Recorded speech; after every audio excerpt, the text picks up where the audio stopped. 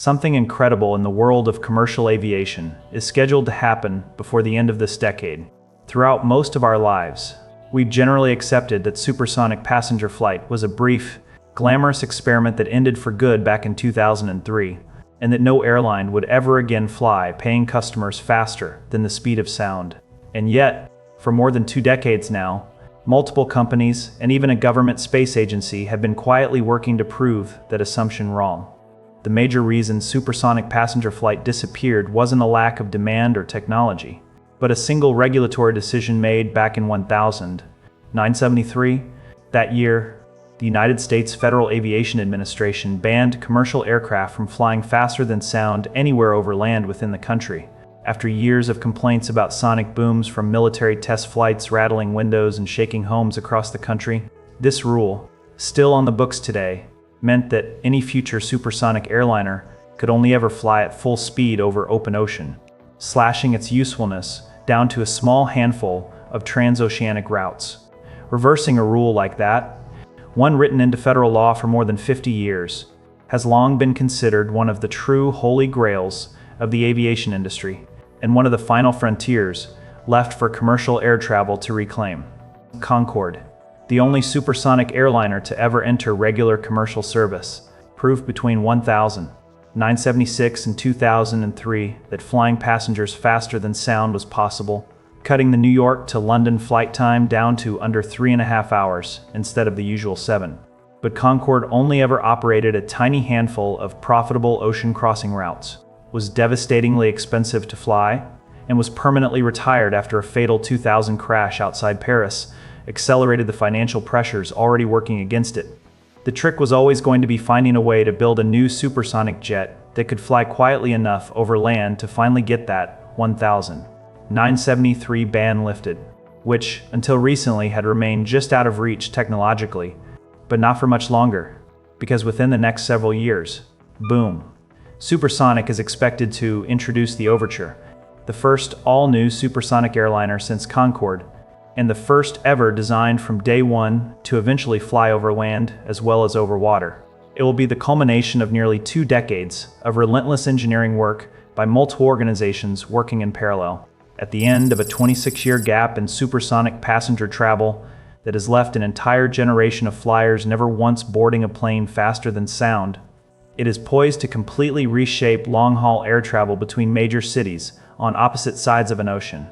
In the decades before Concorde even existed, the idea of a human being simply breaking the sound barrier at all was considered a near impossibility. In 1947, American test pilot Chuck Yeager became the first person in history to officially fly faster than sound, piloting the rocket-powered Bell X-1 to Mach 1.06 over the California desert,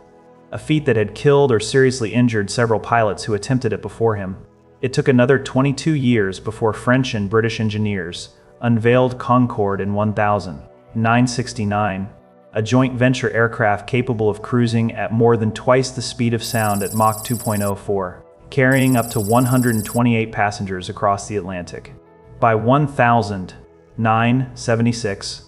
Concorde finally entered scheduled commercial service, but it was already fighting an uphill battle. The very same year it launched, the FAA's 1973 overland ban meant Concorde could only ever fly its supersonic cruise segments over the open ocean, limiting it almost entirely to just a small handful of routes like London to New York, Paris to New York, and eventually London to Barbados. Ticket prices were astronomical, often exceeding $10,000 round trip in modern money, and only the wealthiest of travelers or corporate executives could ever justify one. Nonetheless, for the passengers who could afford it, Concorde delivered something no other aircraft in history ever had: a genuine 3.5-hour flight between two of the world's largest financial capitals, cutting the standard subsonic flight time by more than half. But operating costs kept climbing. Fuel prices spiked severely through the 1970s and 1980s, and only 20 Concordes were ever built in total, split between British Airways and Air France. Then, in July of 2000, an Air France Concorde crashed shortly after takeoff from Paris, killing all 109 people on board, along with 4 more on the ground, the aircraft's only fatal accident in 27 years of service. The combination of the crash, declining passenger confidence, rising maintenance costs on an aging fleet, and a broader post-9/11 downturn in premium air travel proved fatal for the program. And by October of 2003, both British Airways and Air France permanently retired Concorde from service. For the first time since 1976, there was once again no commercial supersonic option available to any paying passenger anywhere on Earth, and that gap has now stretched on for more than 2 decades. In order to bring supersonic passenger flight back for good this time, engineers would need to solve the exact problem that grounded Concorde to the oceans in the first place, the sonic boom itself. And the breakthrough would eventually come from an entirely different direction: NASA's long-running quiet supersonic research program. Beginning in the 2010s, NASA partnered with Lockheed Martin to design the X-59, an experimental aircraft engineered with an extremely elongated, needle-like nose, specifically shaped to scatter the shock waves that create a sonic boom, replacing the usual thunderclap with something closer to a soft, distant thump. The X-59 completed its first test flights in 2025, and NASA has been actively gathering community noise response data ever since. Data it plans to hand directly to the FAA to finally justify lifting the 1,973 overland ban for aircraft that meet a new, quieter noise threshold. Meanwhile, a private startup called Boom Supersonic has been developing its own commercial answer in parallel. In January of 2025,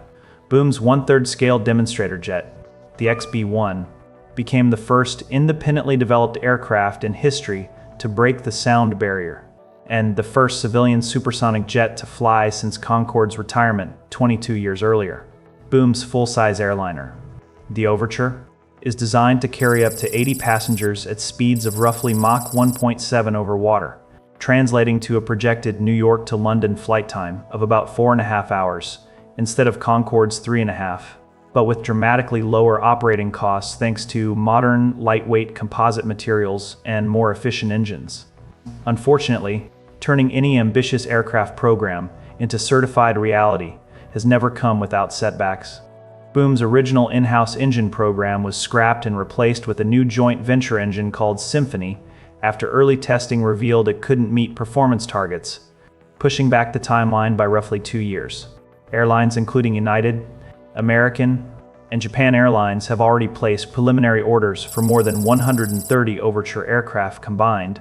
betting that the regulatory and technical pieces will finally fall into place. With Boom currently targeting Overture's first flight before the end of this decade and commercial passenger service to begin in the early 2030s. Once it enters service, assuming the FAA does lift its overland restriction for sufficiently quiet aircraft, Overture could eventually operate routes that Concorde never could, cutting hours off flights that today require the entire length of a workday to complete. Now, paying a premium to shave a few hours off a flight might sound unnecessary to a lot of people, but Boom has designed Overture with real passenger comfort in mind, rather than pure 1970s-style exclusivity. The cabin will feature a single class of spacious seating for all 80 passengers, panoramic windows larger than on any current airliner, and ticket prices that Boom has stated it intends to keep closer to today's business class fares rather than Concorde's stratospheric premiums. In the future, if the quiet boom technology proves itself and the FAA does finally amend its 1,973 rule, an entirely new category of faster overland routes across the continental United States could open up as well, something that was never even legally possible during Concorde's entire operational life. But either way, once Overture enters commercial service sometime in the early 2030s, one of the true holy grails of modern aviation, a genuine, financially sustainable return of supersonic passenger flight, will have finally been reached. Since the sound barrier was first broken by a single test pilot in the California desert back in 1947, it has taken nearly a century of continuous engineering setbacks, regulatory battles, and renewed attempts to get humanity back to the point where an ordinary paying passenger might once again cross an ocean faster than the roar of their own engines. And I think that persistence, more than any single aircraft, is what actually deserves to be celebrated here.